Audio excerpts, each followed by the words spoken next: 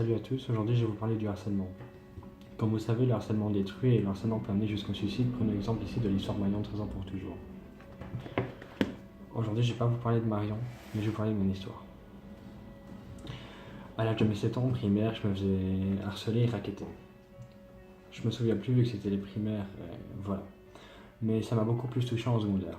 En secondaire, on me traitait de Dumbo parce que j'avais les oreilles décollées et parce que j'étais différent des autres, j'avais un style particulier de vêtements, mais mes parents n'avaient pas beaucoup d'argent et on était une famille nombreuse à ce moment-là. J'étais rejeté des autres et j'étais tout le temps dans mon coin.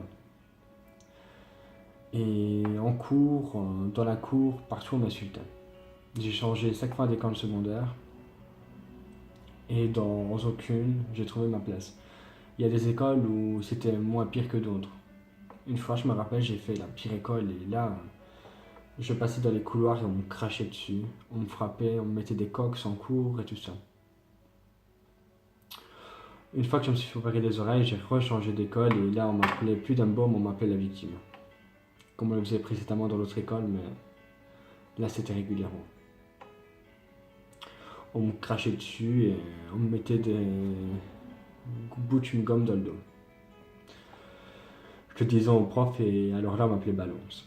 Je savais pas comment réagir face à cette situation et chez moi j'en parlais et on me disait que c'était de ma faute que j'arrivais pas à m'intégrer. Une fois j'en ai eu marre et ça faisait quelques mois que je me mutilais et j'avais décidé de passer à l'acte à cause du harcèlement et à cause des problèmes de famille. Car j'avais beaucoup de problèmes de famille, c'est-à-dire que quand j'étais chez moi je me sentais pas bien, quand j'étais à l'école je me sentais pas bien non plus. Au fond j'avais ma place nulle part et je me disais que le suicide était la meilleure solution.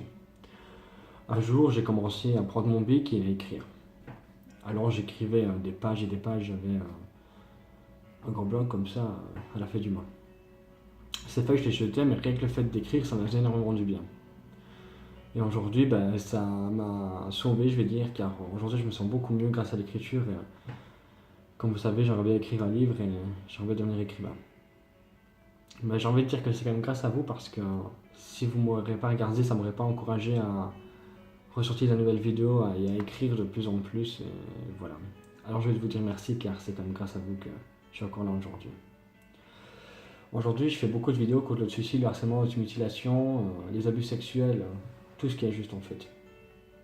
C'est parce que je suis pas dépressif ou quoi que ce soit, c'est parce que j'aime bien partager les choses que j'ai vécues et le fait d'en parler, ça me fait du bien et voilà, c'est ma façon d'être et c'est moi quoi.